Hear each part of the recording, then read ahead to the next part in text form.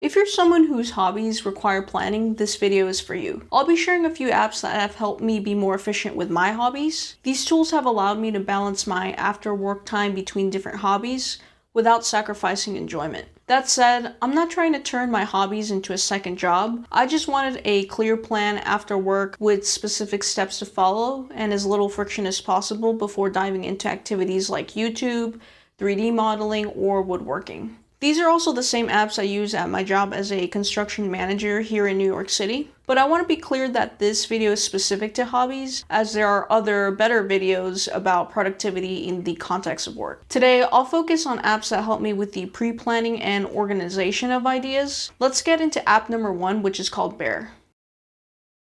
Bear is my go-to app for long-form note-taking. I use it mainly to store reference materials, plan out projects in detail, and essentially keep everything organized in one central hub. The app also stores the data locally, meaning it does not need an internet connection to work on files. Let me walk you through the features that make it especially useful for creators and makers. The first feature is that I am able to create future notes without needing to fill out the note content immediately. For example, let's say I'm in the middle of planning out a table and think of another future project or something related to this current project. What I can do is put in a double bracket, fill in the future note title, press enter, and what Bear does is create a note on the side that I can fill out later on when I have time. And then I can keep on working on my current project. The next feature is the ability to link notes together. Okay, so I'm planning out my table but keep referencing my previous project checklist note. What I can do is put in a double bracket, start typing out the existing note, Bear auto-populates it. Now I can easily reference this note within my current note. Feature 3 is the ability to create a central hub. My central hub has a table with linked notes to my current, completed, and waitlisted projects. Let me give you an example. Here I have a table with all my current projects I'm working on. They are all linked here so I can easily click on them and it will take me to the actual project note where I built everything out. What I also like doing here is linking my master home page inside the note I just opened so I can jump back and forth. I can see what step I'm on, if I'm waiting on something. I can also easily change the priority of projects or purchases. Let's take a look at pricing. Bear has a generous free tier, but that does not include cross-platform sync. If you pay monthly, it's $2.99, and if you pay yearly, it's $29.99, which comes out to $2.50 a month. You are able to do a free 7-day trial, which I would recommend. Bear is also a markdown editor, meaning if for some reason you ever want to switch platforms in the future, you can easily migrate your files over. That being said, 2 alternatives to look into are Obsidian and Notion, which actually have more features than Bear. Up next is Noted, which is a voice memos app. Why do the best ideas always seem to strike at the most random and inconvenient times? At least for me they do. In the past, when I'd get ideas during these moments, I often failed to capture them because there was way too much friction. And I didn't want to interrupt my current activity to text when I'm running, working on something hands-on, or even just relaxing. I have it set up on my Apple Watch, but it works just as well using the action button on my iPhone. Anytime I get an idea while in a flow, I press the app on my watch and it immediately starts recording. And then I can keep on working. Later in the day, I'll go through the app and either listen to each recording or just transcribe the recording if it's long and I don't want to listen. Transcription includes timestamps for key moments. I can tag parts of the transcription, add pictures, or attach documents. What really sets Noted apart from other apps though is the ability to edit the transcription in case it didn't capture everything perfectly. In my experience, most transcription apps do not get everything 100% all the time. Since I started using Noted, I've gone from capturing maybe 25% of my ideas to nearly 90%, thanks to how consistent and friction-free it is. Talking is just faster than typing, and having a tool makes it easy to capture ideas whenever they come. The price of the app monthly is $4.49, yearly it's $29.99, and the lifetime version is $39.99, but it does go on sale often. Alternatives to consider are voice memos and just press record. Honestly, if the transcription option is not important to you, I would go ahead and just use the voice memos app. Up next is Focuspomo, a timer with a twist. If you're anything like me, you can get into these intense, highly productive flows, but they can also lead to burnout. My eyes get strained from not blinking, and if I'm building something and can't figure it out, I'll push through until I end up with a migraine. The app that has helped me with this issue is called Focuspomo, which uses the Pomodoro method. For those of you unfamiliar, it's a simple time management technique. Work for 25 minutes, take a 5-minute break. You do that 4 times, then enjoy a longer 25-minute break on the last cycle. The main advantage of using an app over a regular timer is that it lets me tag my time, which helps me estimate how long different tasks or projects are going to take. For example, I realized it was taking me 12 hours to hand plane a rough sawn piece of wood to get it square. It was consuming so much time that I didn't have much time left to work on my other hobbies. So I decided to invest in a bandsaw because the math made sense.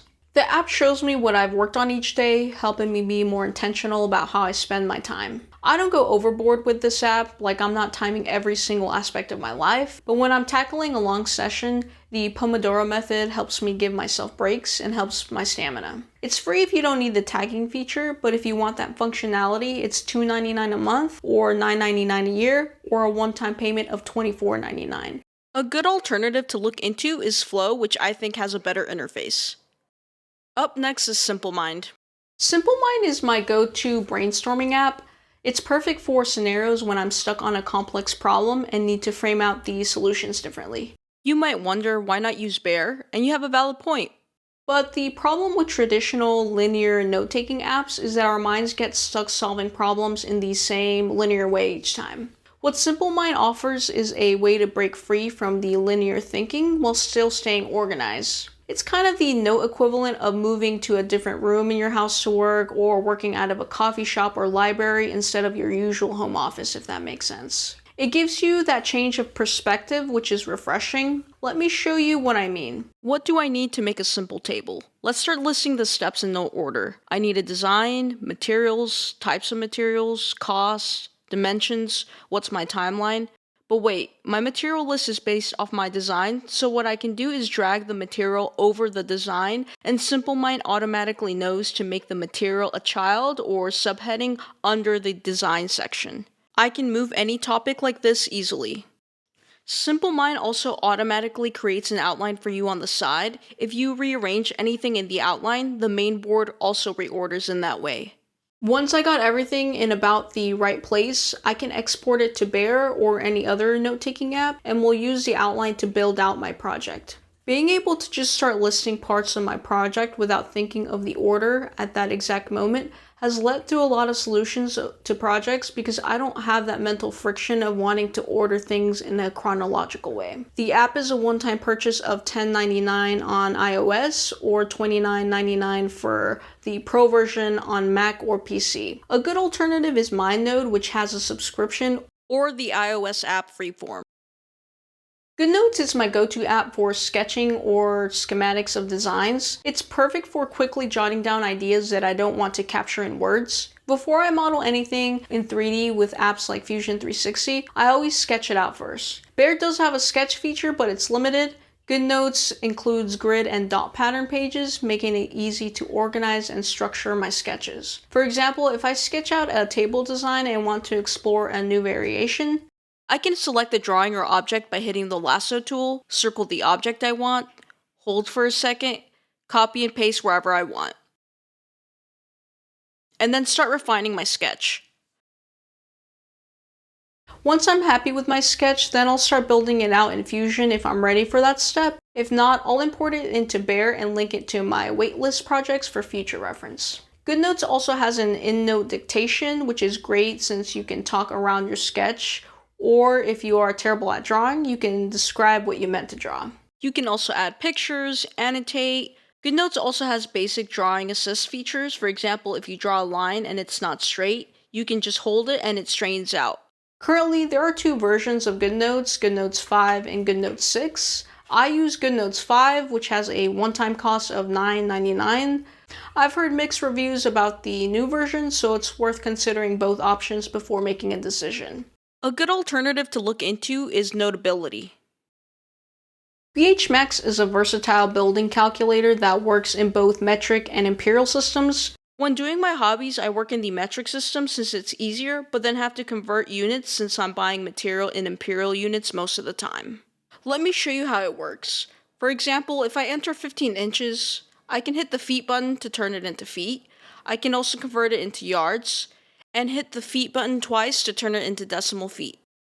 If I need millimeters, I simply switch to the metric system. Here, I can go through millimeters, centimeters, and meters in the same way as the imperial system. The app also lets me view my conversion history for quick reference and includes a quick list feature. This is handy if I'm frequently needing to refer to a specific measurement, like the dimension of a table leg. Instead of having to reference your notes or design files, I can save the measurement to a variable. For example, I can assign a table leg to be 15 inches.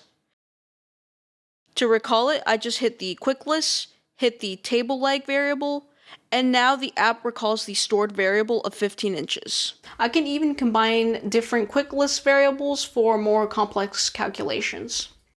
For example, if you had two variables, you could add them together, subtract, etc. Additionally, the app has a notepad feature where I can jot down measurements and quickly export them. It also includes a board feet calculator, adjustable settings. For the full feature set, it's a one-time cost of $12.99. Todoist is my task management app. To me, a task management system is essential because if I do not plan an actual date of when I'm going to do a task, it won't happen. It will stay in limbo. My previous system, if you want to call it a system, involved me just listing out the steps in my Notes app as a task, and then leaving it there. Let's go over the features. Todoist has the ability to create separate projects, but you don't have to use them in that sense. For example, I have a work project, a personal project, a YouTube project, a supply list project. These are not actual projects, they are just different areas of my life that I like to keep separated for the most part.